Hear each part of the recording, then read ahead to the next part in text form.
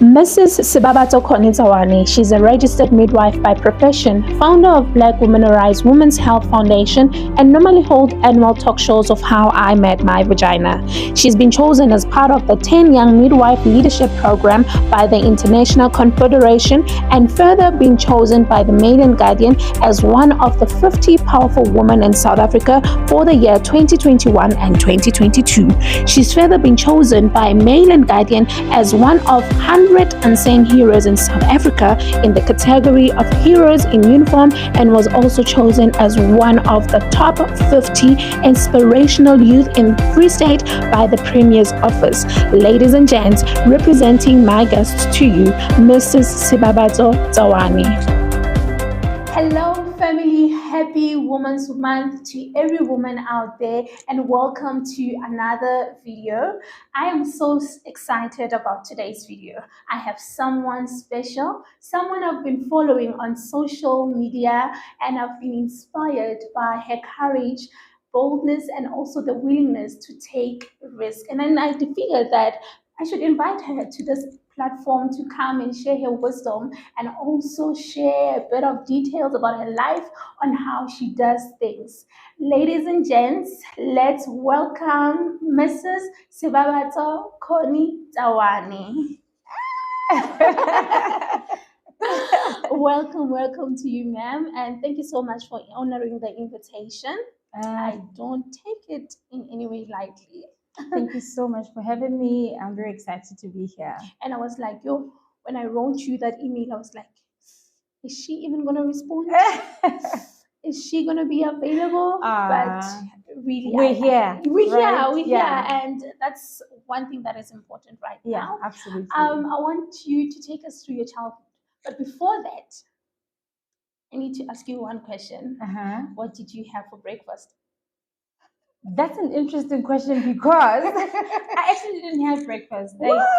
This week has been so hectic that I haven't eaten up until now. I'm expecting my husband to be here any minute now to bring me something to eat. Because it's just been flames going up and down. I can imagine. Yeah, it's been a hectic week. Yeah.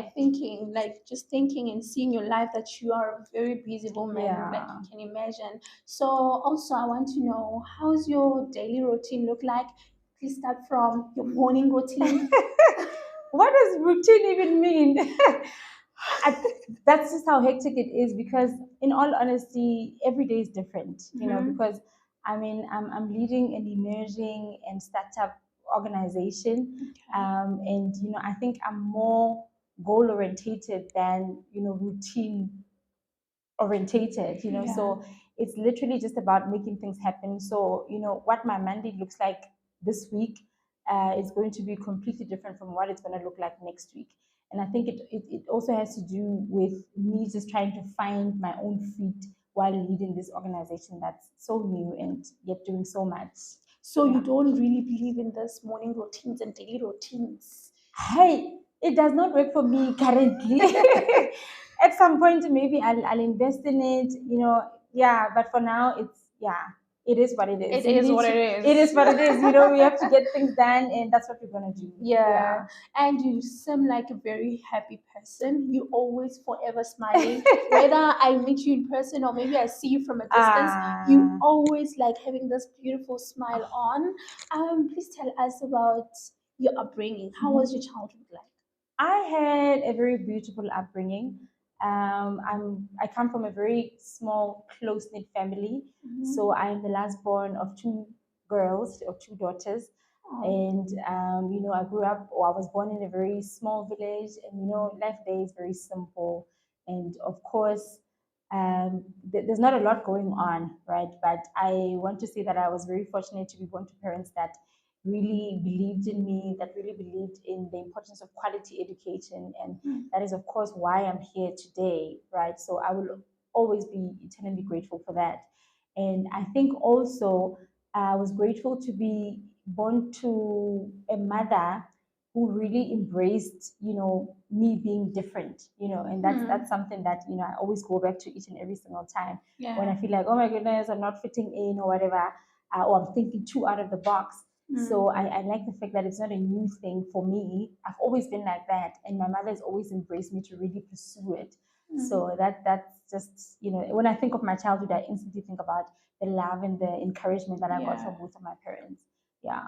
Wow, you mentioned that you are from a small village Mhm. and that whenever you were not like feeling well, you always went back to your mom. Yeah. Like, I want you to tell us about maybe how were your high school days, because almost when we are in high school, you meet all this sort of Yeah. things. Did you ever in any way experience maybe some low esteem That's problems? that's a very interesting question because, like I said, my parents really believed in like the importance of quality education. So what they did is they didn't have much, but Okay. they invested all that they had to make sure that I went to a good school. Mhm. So what this did is it made me, to be in an environment wherein I was coming from a really poor family, Yeah. but I was around other learners that were coming from really well-off families. Okay. So of course there were times where I felt like, oh my goodness, I'm not fitting in,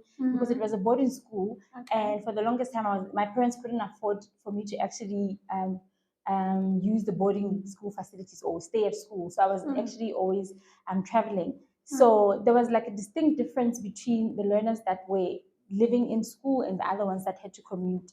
So I would always go to my mother, having all these feelings, and she would always encourage me to say, you know what, the very reason that I sent you to this school is because I don't want you to feel like you're different. If Sure. these learners are out here speaking English, I want Yeah. you to speak English as if you're not coming from, a poor True. family. Like, you need to be like that. And that's just it's been continuous, because I mean, Yeah. at some point I even entered for a beauty pageant, Mrs. South Africa. Yeah. I Yeah, know you from there. and Yeah. what that means is, you're in this room, Mhm.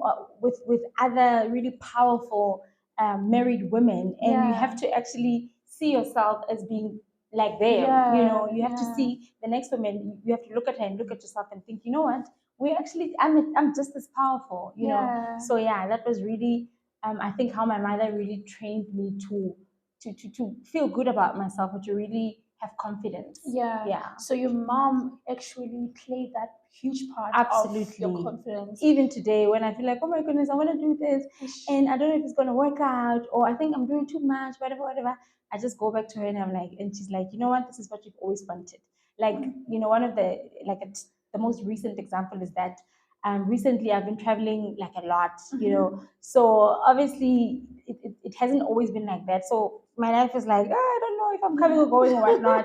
And she was like, remember you said very early onwards that you want to travel the world. So this is what's happening.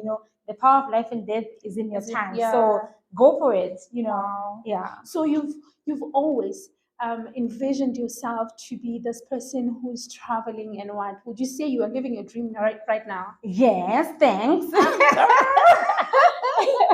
Yeah, well, that part, I've always known that I wanted to travel the world. I must say that I've never really known what my end picture is going to look like. I mean, Yeah. even now, I Mhm. don't, I don't know what the next 10 years is going to be like. I've got things that I want to achieve and whatnot, but what I'm living now was never really, I didn't envision it to be like this. Yeah. I've just always known that I've been brought on this earth for a specific purpose, Yeah. which is to serve women. I mean, even at some point, I didn't know what that purpose was, but I was like, I know, you know what I mean? Yeah. So that's just, my life is really all about purpose in different forms, Wow.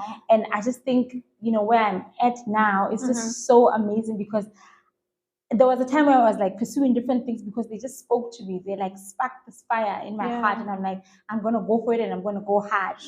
But now I see how everything that I've been doing since I was like in varsity and in my early 20s, it's just coming together so beautifully, and I'm like, oh, wow, this is the dream, right? You're living your dream. Yeah, well, yeah, so to speak. I mean, you never really say that you've arrived, Yeah, but true. we have to also acknowledge that where we're at now at some point was just a dream. So we have to be grateful. Wow. Yeah. Wow. You mentioned something very important, that you fully go for something. Like, how do you overcome that fear? Because many of us are not doing things because of fear. We are so trapped in this fear. How do you overcome that? Yeah, you know what? I think, like, very early onwards, even without realizing it, I became friends with my fear. Wow. I really have, because when I'm in a state of life where I'm not feeling like nervous or scared of something, I feel like Yeah. this can't be it. There's got to be more, you know. And Sure. it's like I literally go out there to Mhm. to pursue the things that make me feel scared. You know, Wow. that's where even the pageantry came. You know, the Mhm. starting of the businesses and all of that, Mm. because I'm just like I need to always feel that thrill. You know, in the morning where I'm like, oh my god, and I'm not gonna act like I'm supernatural or anything. I do Yeah. have moments where I'm like, Jesus Christ, what have I signed up for? What am I doing? You know, Yeah. moments of uncertainty, moments where you're just like you don't know how things are gonna fall into place. True. You know, and so I definitely do have those moments, and I think the most important thing is to really have people around you that really understand who you are, where you're going, what you're about. You know, because Yeah. then they always sort of encourage you and bring you back. And my husband has also been such a key person, you know, Wow. and a very crucial support system, because obviously, I mean, he's the person that, you know, I see in the morning when I wake up. He's the person that, the last person that I see when I sleep. He's the person that sees that version of me, because obviously social media is all about the highlights, okay? Listen. Yeah. So he's the person that knows the backstory. Even when I'm Yeah. celebrating certain things loudly, he knows the kind of work that went into that. He knows the disappointments, because obviously it's not always yeses and wins. You know, Yeah, there's true. big no's that really hit us hard, but he knows all of that, and he supports me through all of it. I want you to take us through your journey of your career journey. You are a registered midwife. Uh-huh. Have you always wanted to be one growing up, or maybe something that you fall in love with along the way? What inspired you to take that route? Right. So the first answer is no. Being a nurse or a midwife has never actually always been my dream. When I was in high school or when I was much younger, I wanted to be so many things. But I think one thing that I've always known is that I wanted to work with people, such that I wanted to also be a psychologist at some point. Wow. Because actually, when I was in matric, I applied to study. I mean, they give you like three options or two options, Yeah. something like that. So I applied to study law, and my second option was actually social sciences, that would then, you know, wind up or take me in the route of being a psychologist. And then when I got to varsity, and you know, there were like registration processes taking place and whatnot, I thought to myself, oh my goodness, you know, if I'm going to study law, it means I must now be here. There's like, you know, learners or students from different backgrounds, and now I must be speaking English every single day. I'm like, yo, no, this is not gonna work. So I changed. I was like, no, next option, let's study psychology. Yeah. Right. And then so I did a 1 year of actually, you know, studying the social sciences. Okay. And then that's when I discovered that in order for me to become a psychologist, I would actually have to first do my honors, do my masters, then do a PhD. Then that's when I would be like, you know, a qualified psychologist. And of course, you know, looking at my family situation, I was like, my parents will not actually afford to put me through school for so long. So I actually need a qualification that will allow me to complete it and immediately go into the workspace, right? So now, because I had already done the full year, I had to also find a degree or a qualification that would allow them to credit some of the modules that I had already done, right? And then that's when nursing came along. So I was like, okay, you know, let's do nursing, and then we'll find a job if you want to do something else afterwards, by all means, right? And then, you know, I studied nursing, everything was going well, but I think I fell more in love with it when I was doing my fourth year, right? So when I was doing my fourth year, I was actually diagnosed with a condition that's called endometriosis, right? And how it's a, you know, it's one condition that many women actually suffer with or suffer from for a very long time without getting a final diagnosis. And the way in which I was able to get my own diagnosis and get the right management is because I was already studying nursing, and just, you know, female reproductive health and midwifery was just like really so fascinating. But the most important thing was that I was able to now bring it into my own life, right? And then that's when I was like, this is what I want to do. Sure. Yeah.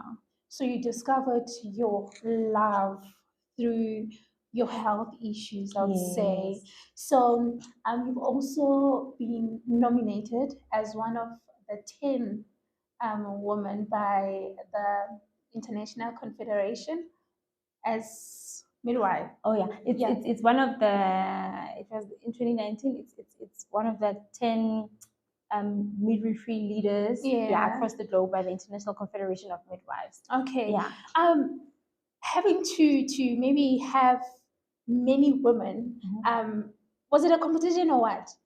It's a leadership program, a very Okay. competitive one in that, Uh-huh. wherein you have to apply, and then while also applying, you actually have to have a specific project in your community that you want to do. But of course, you also have to have had a record of work that you've done for your community in midwifery or around women's health.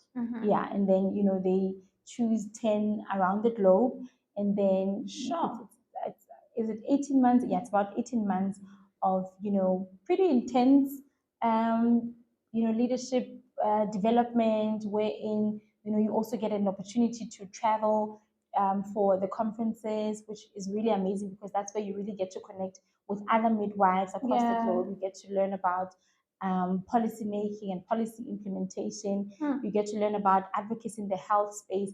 And what that has done for me as well, it's also to not just view health from where I'm at, to also view it in comparison to the rest of the world. How are we doing in terms of maternal health? How are we doing in terms of women's health, sexual reproductive health, and all of that? So it just gives you that really broad perspective of what's really going on around the world and how you can really fit into that.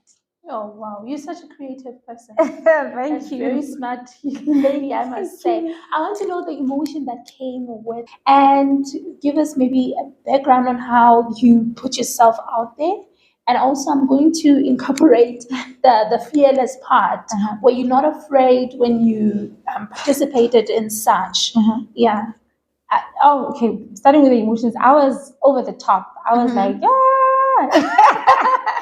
But I think it also came at such an important time of my life because that's where I was like really.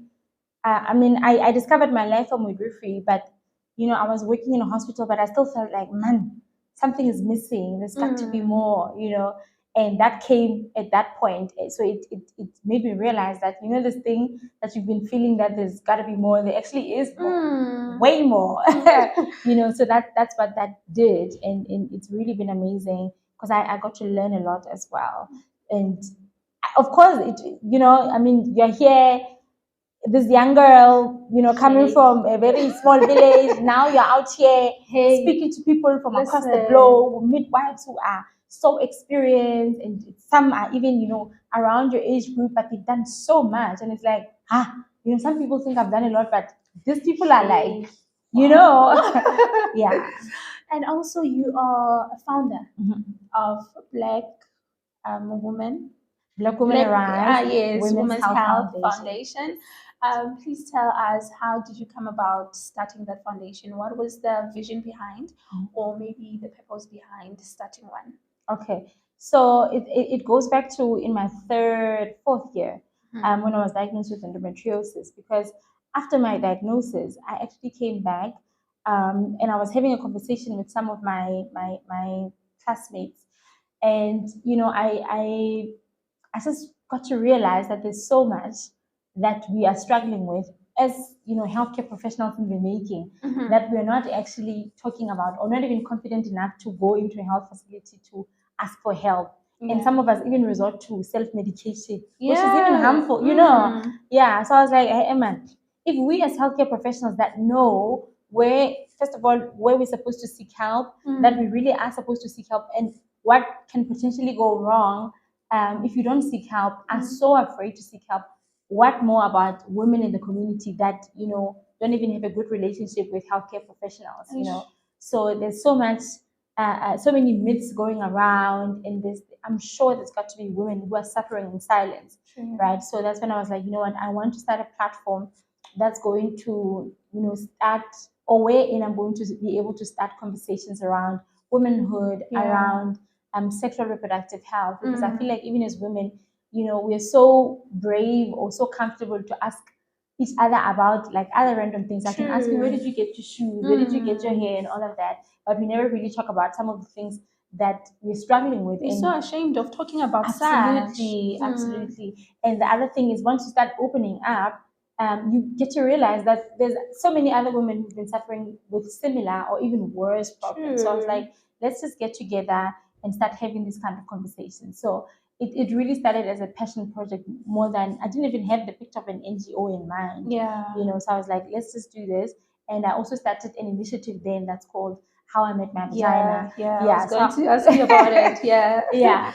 So How I Met My Vagina is basically that specific thing of bringing together an intimate group of women who are going to share their sexual reproductive health experiences and challenges. And then I bring a healthcare professional, well, healthcare professionals, because I'm also there as a midwife, and then I also bring a gynecologist. And the interesting thing is, for many of us, especially as Black women, we never actually have a relationship with healthcare professionals regarding our sexual reproductive health until that time that something is really wrong. So I was like, man, I want to really also bridge the gap between these two people, women in the community and healthcare professionals.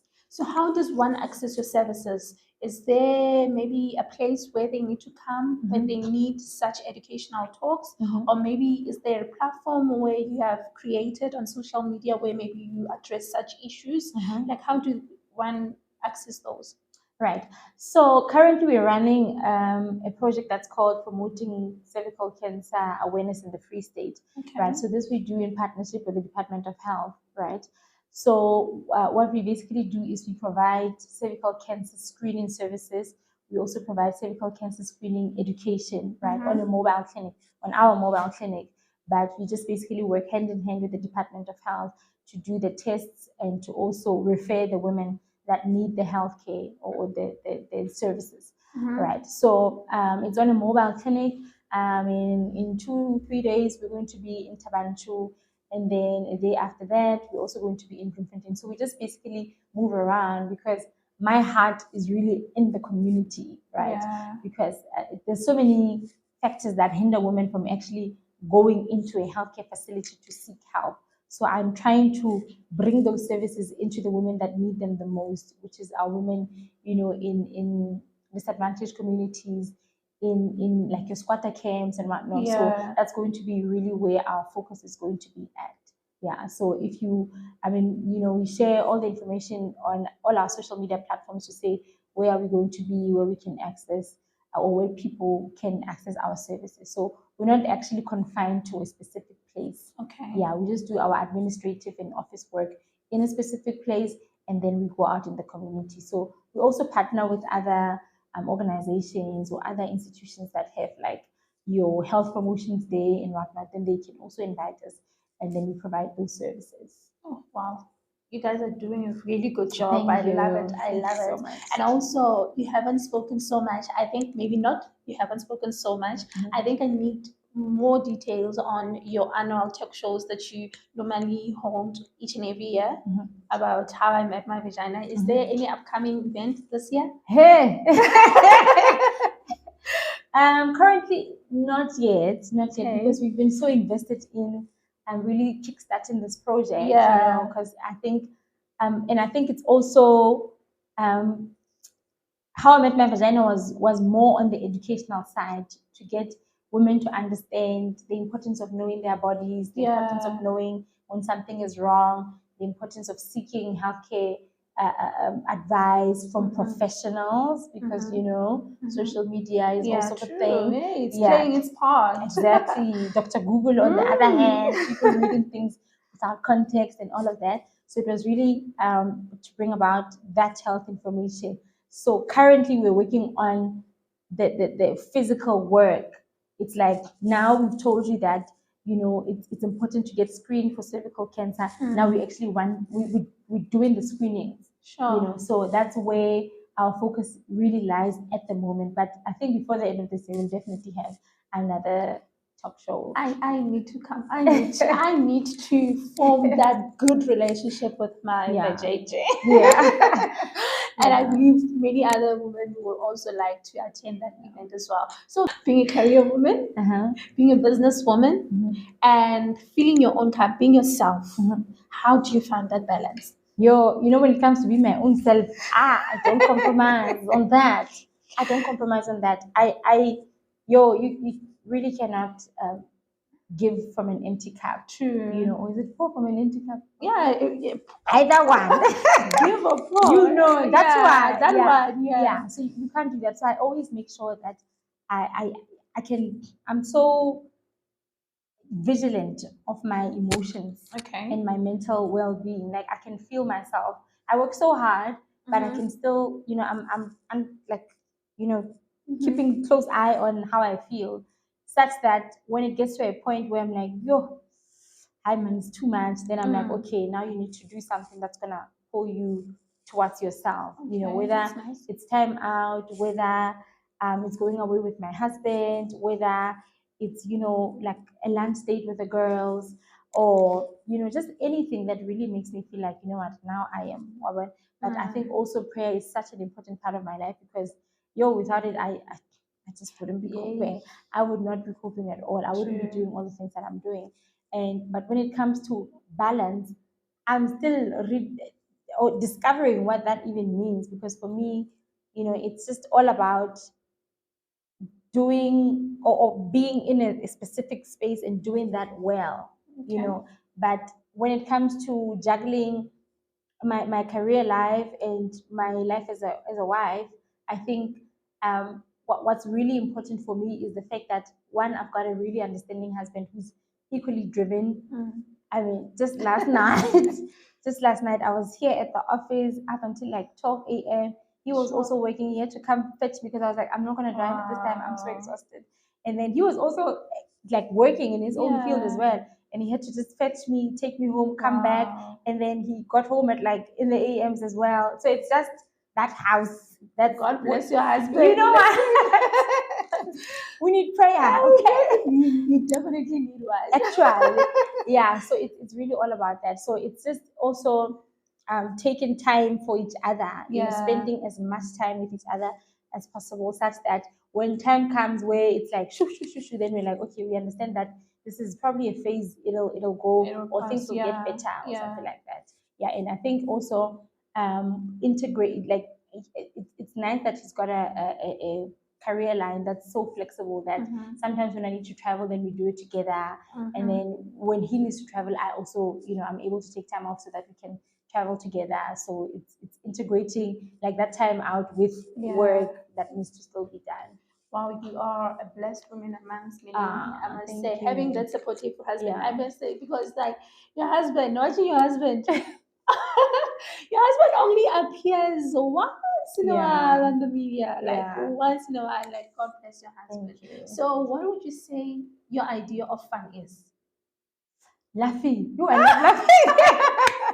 I love if I can be like if I'm out with the girls, like just laughing. It's like yes, let's have fun. That's like eating out and traveling as well. I love the beach with my entire life. Aww. Yeah, so that's really fun. Like just being around other women and really just laughing, and just feeling good, being goofy, and being at the beach. Those are two things that I'm like, yes, please. So any day. you're a beach girl. All day, every day, Bikinis. all the time. Please, listen. Blase, let me keep quiet. I mean, all right. Okay, Shab. Let me respect Thanks you. a lot. Thanks a lot. But I think you get it. I'm there. I'm there. Okay. Yeah. What do you want to be remembered for? I want to be remembered as the girl who went for all of it.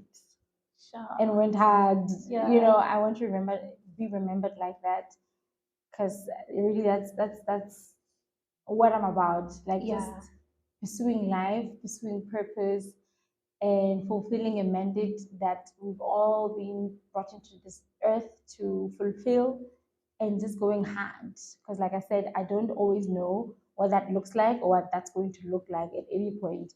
But when the opportunity comes to say, okay, do this, serve, or excel or whatever, then I'm like, all right, it's gonna be a bumpy ride, but let's go. So yeah, that's what I want to be remembered as.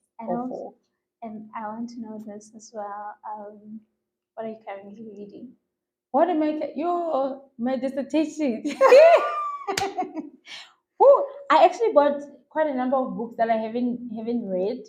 I recently bought We're Going to Need More Wine by Gabriela Union. Yeah, that's a very good I book. haven't even unwrapped it. Please unwrap it. I'm going to. You're gonna love it. I'm sure I am because I read We're Going. No, there's the first one is We're Going to Need More Wine, eh? Yes. And then Is the it? second one, there's a second one. Hi. The second one is We're Going to Need More Wine. What was the first one?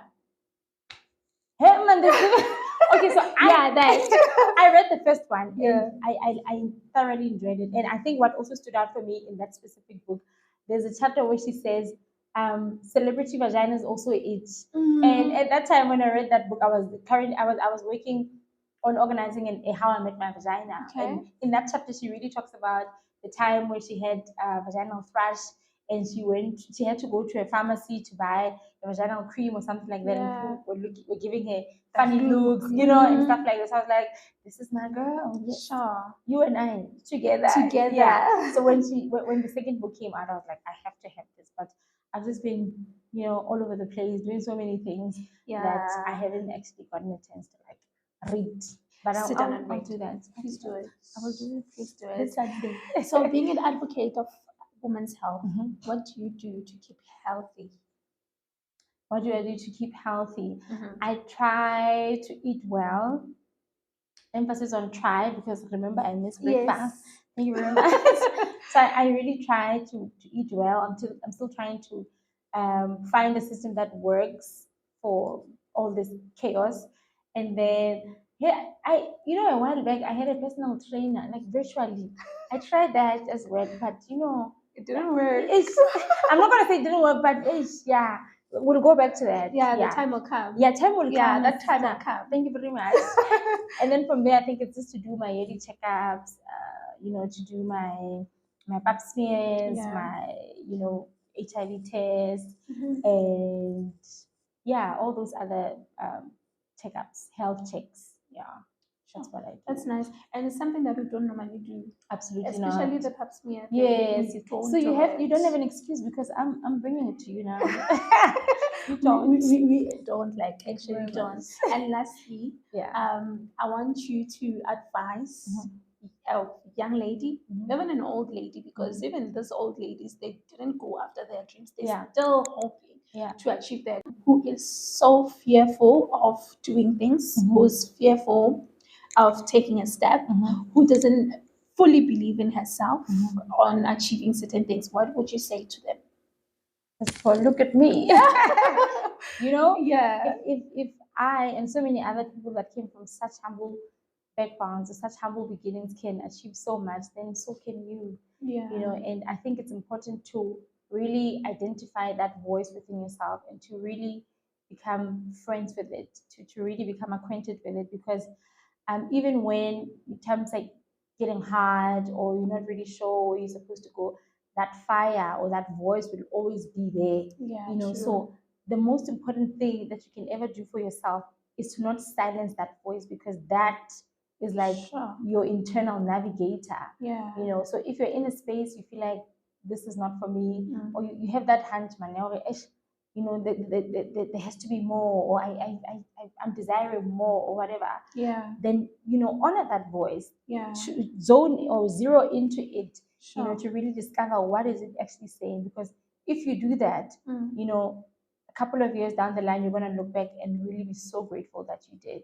Because that's even when you're feeling scared to take risks, that's what will really propel you to still do it, because that's the voice that keeps you up at night to say, you know what, I can see, it's a scary situation or whatever, but I can't sleep until I've done this, or I can't sleep until I've achieved this. Sure. Yeah. Wow. Let's just reach for the stars. Let's reach for the stars. Absolutely. Let's reach for the stars. Thank you so much for your time, ma'am. Thank you. I've really, really learned a lot and going to grow from this conversation.